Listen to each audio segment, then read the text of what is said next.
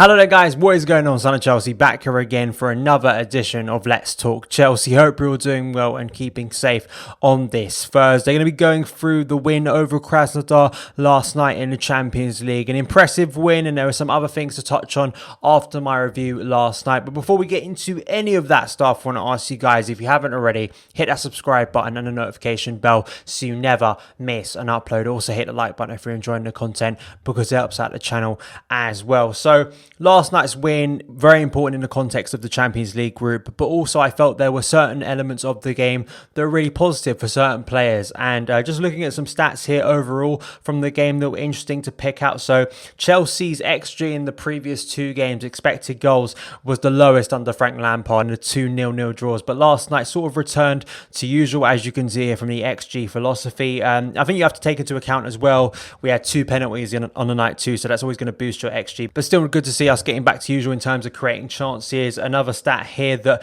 I think really highlights the varied scorers we've had so far this season. 13, Christian Pulisic is the 13th different player to score for Chelsea across all competitions this season, with the Blues having more unique scorers than any other Premier League team so far this campaign, excluding own goals. So I think that's something we should look at, because looking at the attacking options we have and the big squad we have, I think that's really important. I think there are certain players within the squad like Timo Werner you want to see sort of be top of the goal scoring charts this year, but I think it helps Chelsea and Lampard. There are a lot of options this season for goals to come from, and that's only going to improve our attack. Another thing here in terms of Kurt Zouma, really impressing once again in Chelsea's defence that was resolute once more with another clean sheet. Zouma led Chelsea for touches, 133, passes 120, and successful passes 111. I also felt Rudiger played well too, and I think he deserves credit after being out in the cold for a few weeks now under Frank Lampard. So I felt that was a good night for him, keeping another clean sheet. And with that clean sheet, of course, you've got to bring up Edouard Mendy, really helping Chelsea in the goalkeeping department. And as you can see here, Edouard Mendy has now kept more Champions League clean sheets than Kepa Arrizabalaga. He hasn't conceded in the competition. That's now 4 clean sheets in a row for Edouard Mendy since joining Chelsea, and 3 in a row now over the past week against Sevilla, Man United, and last night against Krasnodar. So defensive improvement once again, that's great to see. You can now sort of look at a bulk of games now and see, with the likes of Edouard Mendy, with Thiago Silva, who didn't play last night, Chelsea are improving in that area, which we needed. But let's talk about Hakim Ziyech, who for me was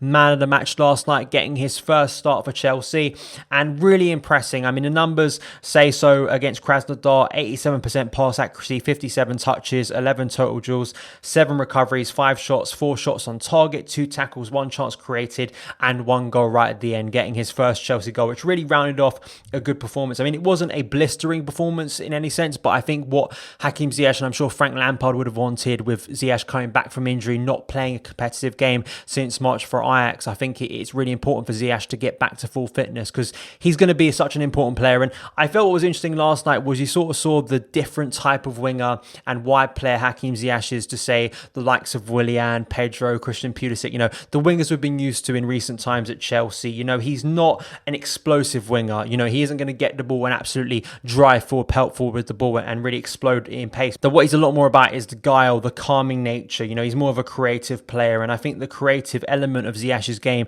is going to be so important for Chelsea moving forward in terms of chance creation, helping the likes of Timo Werner and Christian Pulisic. I think it's going to really elevate our game if we can get the ball to Ziyech enough this season, because on that right, I think he's going to create a lot.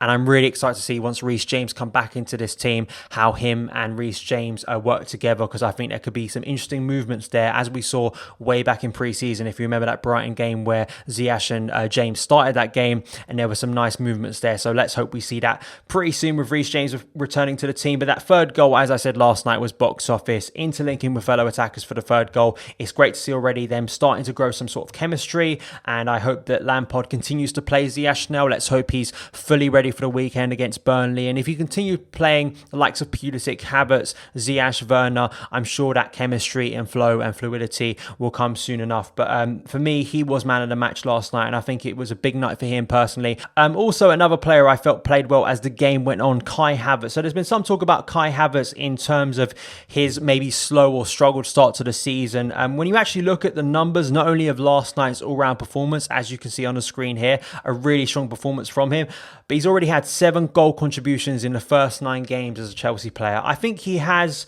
struggled at times, especially in the recent week, because of Chelsea's more defensive approach to games, getting him into the right areas, in between the lines, driving at defenders with the ball, being influential. He's still being influential in key moments, even without being in blistering form. And I found this article from The Guardian before the game against Krasnodar very relevant to last night. Here from Who Scored. It's a Who Scored article on The Guardian. As you can see, Kai Havertz has started slowly for Chelsea, but he will come good soon. Given the money invested in him and the buzz of excitement when he arrived, Chelsea supporters may feel disappointed, but beyond cutting a young player some slack and giving him time to adjust to new surroundings, there is also another reason to be patient. Those familiar with Havertz's career may even have predicted a slow beginning. He was a notoriously slow starter in all 4 of his league campaigns at Bayer Leverkusen. Isolating the first half of each of those seasons, Havertz returned a modest 18 goals or assists in 54 league appearances, having a direct hand in a goal every 225.4 minutes. Given his age, that is certainly not a terrible record, but it pales in comparison to his form thereafter. The Havertz who emerged after the winter pause was a completely different player. He had a direct hand in 40 goals in 64 league appearances in that time, managing a goal or an assist at a far more prolific rate of every 122.4 minutes. Having a player who comes on strong for the business stage of the season is not a bad ace to have up your sleeve, but Havertz will need to become more consistent, and he will not have the luxury of a winter break in England. I think that there's certain things with Havertz for me. I think it's perception, and I think a lot of the maybe frustration or some criticism, which I don't think is that general. I think a lot of Chelsea fans have been excited by Kai Havertz. I think there's been moments of brilliance from Kai Havertz. And you know that this is a long-term investment by Chelsea. This is not a 1 or 2 season investment. Chelsea invested on a very young, exciting player, a bit like Eden Hazard. We spoke a lot about that when Havertz signed. So I don't think you can just boil his Chelsea career down to the opening months of the season. This is a very long-term investment. I think sort of Havertz's language style is something that does attract criticism, or sort of a perception of a player that's not that involved. I think Mesut Ozil suffered from this in the past as well, and other players too. I mean, you could make a reference to Michael Ballack in his time at Chelsea, but when you actually look at not only the numbers this season already, which I think are quite impressive based on a young player coming to a new league and fitting in and having those natural early struggles, but I just think maybe over time, let's hope that that perception starts to die a little bit, because I think that just because a player isn't pumping his fist the whole time, isn't diving into challenges, I think when you actually analyse Kai's game, and it's exciting, this article, and looking at the numbers over his career at Leverkusen, he will come strong later in the season, and that's great to see for Chelsea. And hopefully by the business end of the season, we have a real top player. Of course, over the period at Chelsea, and the fact that the added element of no big winter break we have in England always takes its toll on players, especially new players coming into the league, and how Havertz will adapt to that. But still, I think it's a positive, and maybe Frank Lampard will have to manage his squad very well, and maybe manage Havertz very well over the season to see when to take him out, when to bring him back in. I think this very much links into the midfield and what Frank Lampard did yesterday, bringing on 3 subs, Mason Mount, N'Golo Kante and Christian Pulisic, taking off Mateo Kovacic and Jorginho and going to a 4-3-3 for what I believe was the first time this season. I think he sort of did it in the West Brom game, didn't he, for a little bit of period, or at least bring in Mason Mount centrally in that second half alongside Kai Havertz. And it's something that does interest me, because as has been pointed out, like that West Brom game, that West Brom second half where Mason Mount scored and looked effective alongside Kai Havertz, I just wonder if it's something Frank Lampard will try again moving forward, to try and get our attackers more in the game, try and get players like Kai Havertz more in the game. My concern is with the 4-2-3-1 and even with the 3-4-3, as we look to be more defensively sound, I think it's too easy to press that midfield 2 of Jorginho and Kovacic, or either Jorginho and Kante, as we saw with Man United. The opposing team presses up their central midfielders higher. It becomes difficult for us to get the ball into them from centre backs or from goalkeeper, and then getting the ball through to those forwards is really difficult. And I just don't want to see those brilliant attacking players, as we saw flourish in the final 20 minutes of last night, be isolated. You don't want to see Hakim Ziyech, all the money we've spent on Ziyech, Werner, Havertz, Pulisic last season, you don't want to see these players wasted and sort of contained as we're being more reactive and defensive. And I think that's the issue for Lampard. There is that issue if you do move to a 4-3-3, if you put Kante in a role he's not overly used to.